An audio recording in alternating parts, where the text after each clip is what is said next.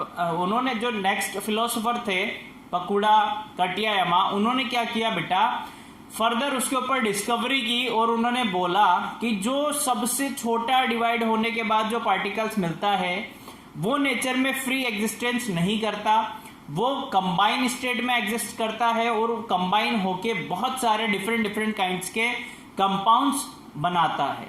ये इन्हें बताया था पकुड़ा कटियायामा। ठीक है, चलो भाई बात चल रही थी, डिस्कवरी होती जा रही थी। फिर आए हमारे पास ग्रीक फिलोसोफर। ग्रीक फिलोसोफर ने महर्षि कानत की थ्योरी को अपना बेस बनाकर बोला कि उनका नेम क्या था ग्रीक फिलोसोफर का बेटा, Democritus and Leucippus. Leucippus Democritus, भूलना मत।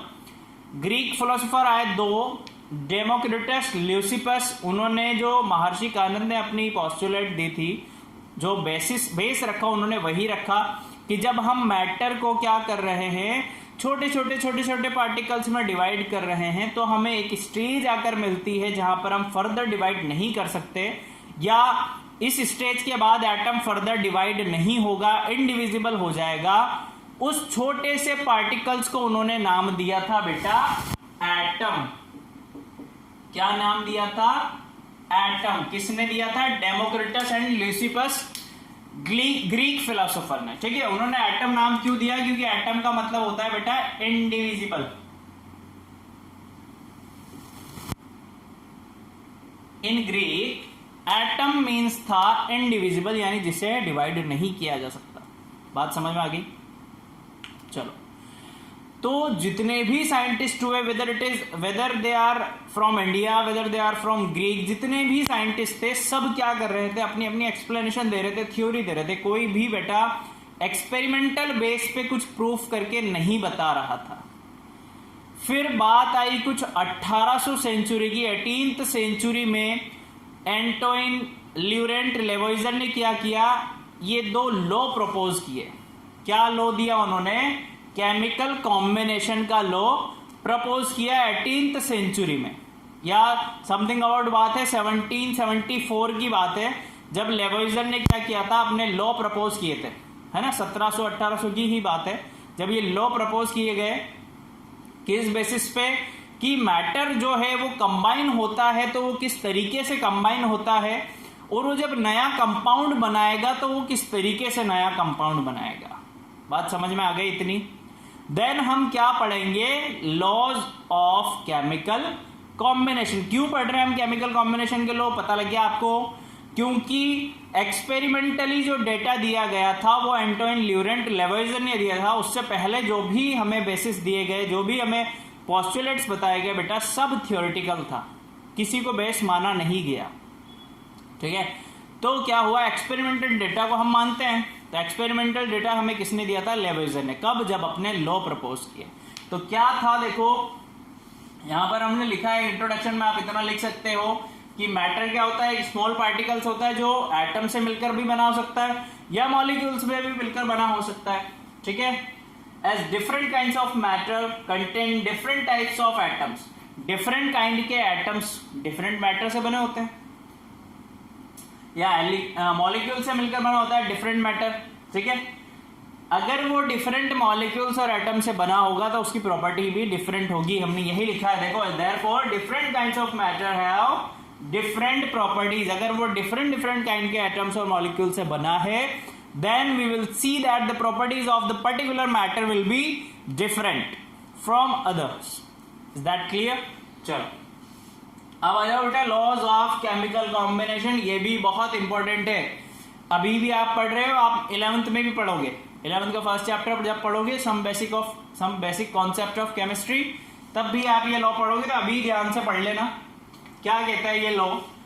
Compounds are formed by the chemical combination of the reactants in fixed proportion by weight और वॉल्यूम। कि जब कोई कंपाउंड बनता है बेटा, तो केमिकली कॉम्बिनेशन किससे बनता है? किसके केमिकल कॉम्बिनेशन से? वेदर इट इज एटम्स और molecules in a fixed ratio by weight और वॉल्यूम। उनका वेट फिक्स्ड होगा या वॉल्यूम फिक्स्ड होगा जब वो कंबाइन हो रहे होंगे, देन वो दोनों कंबाइन होके क्या बना लेंगे? एक कंपाउंड फॉर्म करते हैं।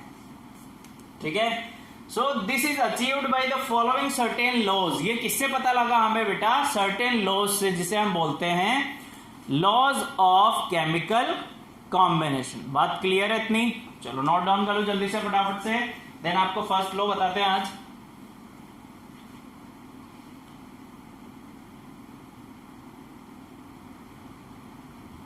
चलो बेटा देखो जरा, आज हमने क्या किया है, एक लॉ प्रपोज किया है।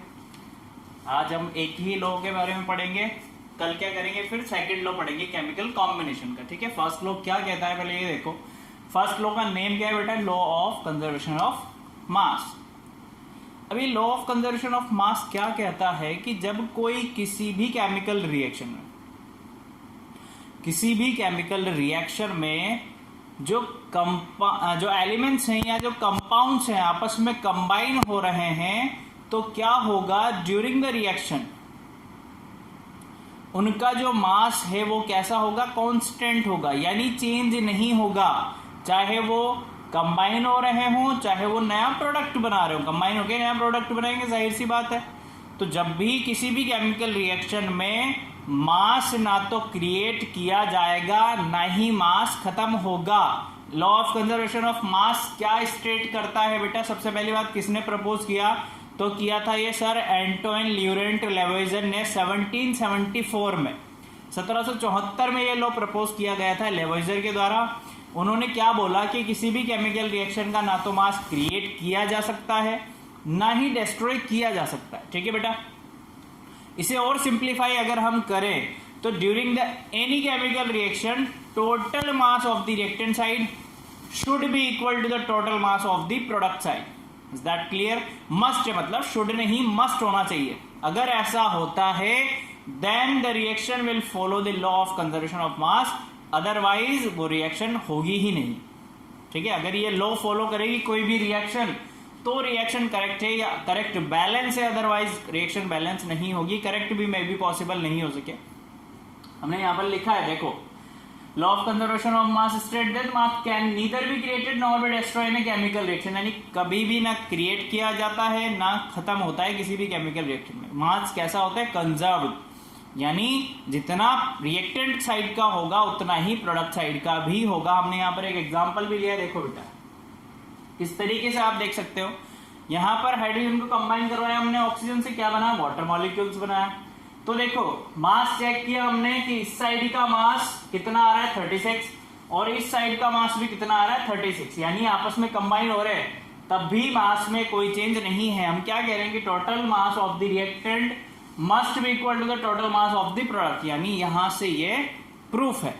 अब बेटा जब रिएक्शन में मास कंजर्व हो रहा था तो लेवोइजर ने इसका नाम क्या दिया था? लॉ ऑफ कंजर्वेशन ऑफ मास। चलो एक दो एग्जांपल और करके देखते हैं तो आपको अच्छे से समझ में आ जाएगा। देखो अगर मैं बात कर रहा हूं कार्बन को मैं बर्न कर रहा हूं ऑक्सीजन की प्रेजेंस में और बना रहा हूं कार्बन डाइऑक्साइड। अब मुझे चेक करना है मास सही है या गलत। तो कार्बन का मास होता है बेटा आपका 12 प्लस ऑक्सीजन का मास होता है मेरे पास 2 मल्टीप्लाई बाय 16। 2 से क्यों मल्टीप्लाई कर रहा हूं? क्योंकि सब स्क्रिप्ट में लिख रहा है 2, तो मेरे पास 2 आइटम है ऑक्सीजन के, इसलिए मैंने 2 से मल्टीप्लाई कर दिया। यहां पर देखो एक कार्बन तो 12 प्लस वही 2 से मल्टीप्लाई करेंगे हम 16 को, तो इधर देखेंगे तो कितना होगा 12 प्लस 32 और ये हो रहा है आपका 12 प्लस 32 यानी वही 44 और इधर भी 44, यानी दोनों साइड का मास क्या है बेटा? सेम है। चलो एक और एग्जांपल ले लेते हैं। CaCO3 क्या बनेगा जब आप इसे हीट दोगे? तो बनेगा बेटा CaO प्लस CO2, ठीक है।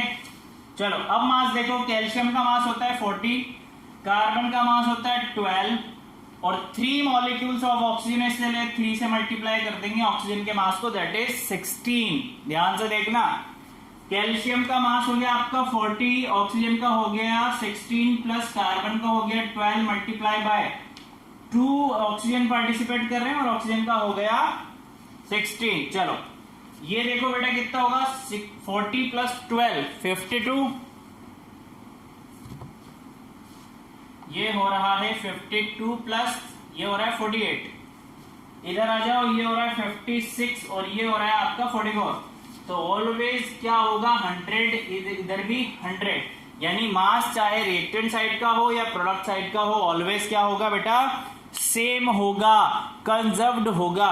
दैट्स व्हाई ये लो क्या कह रहा है कि मास ना तो क्रिएट किया जा सकता है ना ही डिस्ट्रॉय किया जा सकता है ड्यूरिंग द केमिकल रिएक्शन। बात क्लियर है, समझ में आ गया होगा आई होप। तो नेक्स्ट क्लास में हम डिस्कस करेंगे सेकंड लॉ के बारे में, इससे रिलेटेड कुछ क्वेश्चन भी करेंगे। Okay, keep learning, bye.